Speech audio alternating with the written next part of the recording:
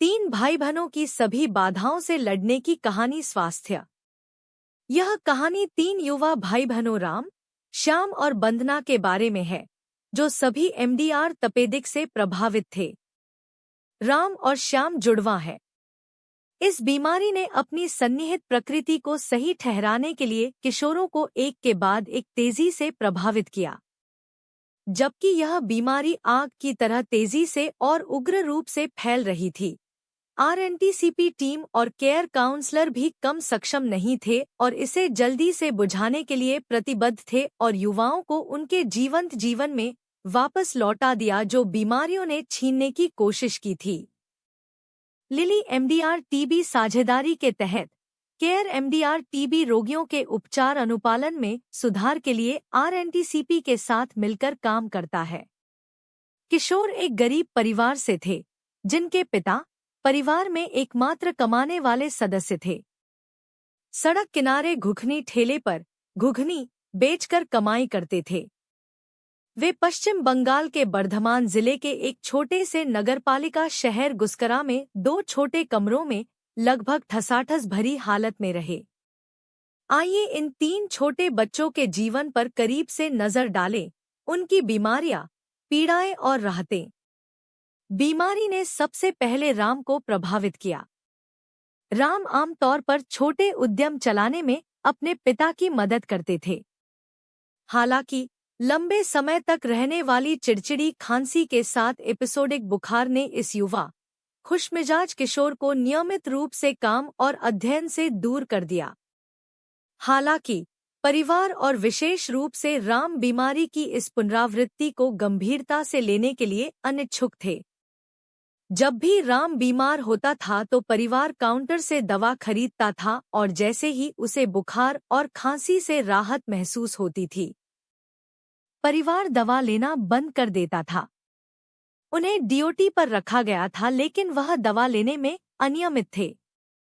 ऐसा समय आया जब बीमारी का प्रत्येक दौर पहले वाले से अधिक समय तक चला और राम को लगा कि वह बाहर जाने के लिए भी बहुत कमजोर हो रहे हैं। जब भी वह खांसता था तो उसके मुंह से खून भी निकल रहा था। बीमारी के अपने बाद के विवरण में राम ने कहा कि जब भी वह खांसते थे तो उनके सीने में तेज दर्द होता था। उसे ऐसा लग रहा था जैसे कोई उसके फेफड़ों को फाड़ रहा है और उसकी पसलियों पर बुरी तरह से हथौड़ा मार रहा है। कई रातों तक वह सो नहीं सका और न ही उसके भाई बहन सो पाए, जब तक कि दिसंबर 2012 की एक सर्दियों की सुबह राम को गुस्करा बीपीएचसी ले जाया गया। उनके थूक का नमूना कल्चर के लिए भेजा गया और अंततः एमडीआर-टीबी के रूप में निदान किया गया। जबकि एमडीआर-टीबी का इलाज काफी जटिल है, यह और भी जटिल हो गया क्योंकि तब तक युवा लड़का अपनी पढ़ाई पूरी नहीं कर पाने और न ही अपने पिता के व्यवसाय में मदद करने के कारण बहुत उदास हो गया था। घुघनी पश्चिम बंगाल और अन्य जगहों पर सड़क किनारे मिलने वाला एक बेहद लोकप्रिय खाद्य पदार्थ है। यह आसानी से उपलब्ध होने वाला खाद्य पदार्थ बेहद मसालेदार लगता है। इसके अलावा उनकी लंबी बीमारी ने उन्हें अपने घर से बांध दिया और उन्हें अपने दोस्तों से दूर रहने के लिए मजबूर कर दिया, इस डर से कि ऐसी अवसादग्रस्त स्थिति निर्धारित दवा के साथ उनके समग्र अनुपालन में बाधा उत्पन्न करेगी। केयर काउंसलर ने उनसे नियमित आधार पर टेलीफोन पर बात करना शुरू कर दिया। टेलीफोन पर परामर्श सत्रों ने न केवल राम को दवाएं लेने के बारे में याद दिलाया बल्कि उन्हें अपना अध्ययन और कलाकृति अपनाने के लिए भी प्रेरित किया, जो उनका जुनून था। राम के अलावा काउंसलर ने उसके पिता से भी यह सुनिश्चित करने के लिए कहा कि राम को अपनी स्कूल परीक्षा में बैठने की अनुमति दी जाए ताकि लड़का अपना संभावित शैक्षणिक करियर न खो दे। यह सुनिश्चित करने के लिए कि गरीब परिवार को इलाज पूरा करने के लिए प्रोत्साहन के रूप में किसी प्रकार की वित्तीय सहायता मिले, केयर काउंसलर ने स्थानीय नगरपालिका प्राधिकरण से भी संपर्क किया।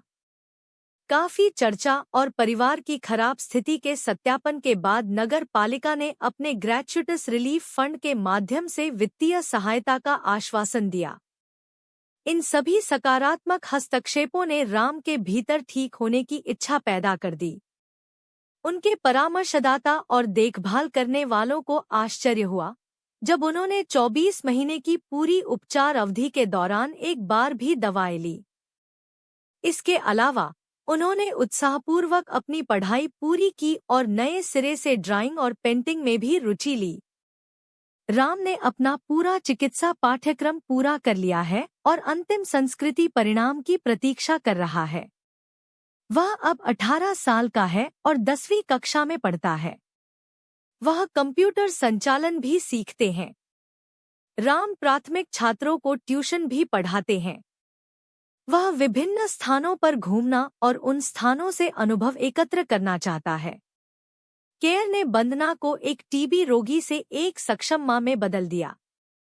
वंदना को जल्द ही राम से संक्रमण हो गया क्योंकि भाई बहन एक छोटे से कमरे में रहते थे जो खराब हवादार था।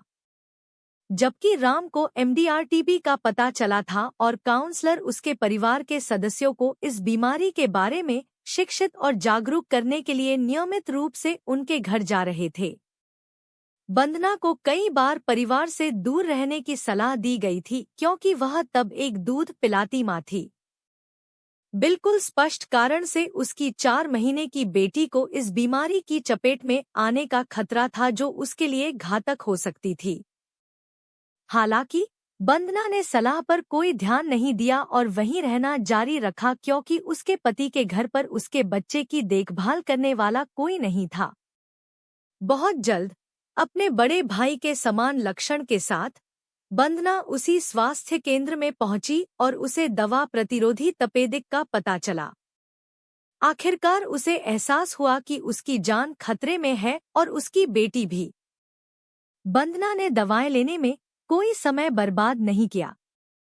वास्तव में उन्हें अपनी बेटी के स्वास्थ्य और भलाई की सबसे अधिक चिंता थी। जिस तरह से राम उपचार पर प्रतिक्रिया दे रहे थे, उसने वंदना को भी उपचार की आवश्यकता का अनुपालन करने के लिए प्रोत्साहित किया। लेकिन दवा देखते ही उसे उबकाई आने लगी।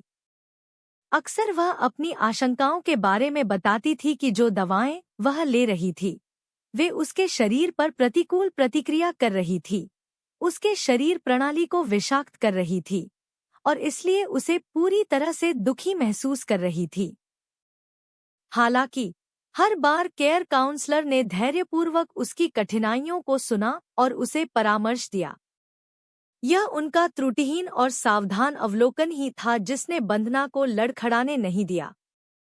उनकी हर सलाह से वंदना आत्मदेखभाल के लिए आत्मविश्वासी और सशक्त हो रही थी।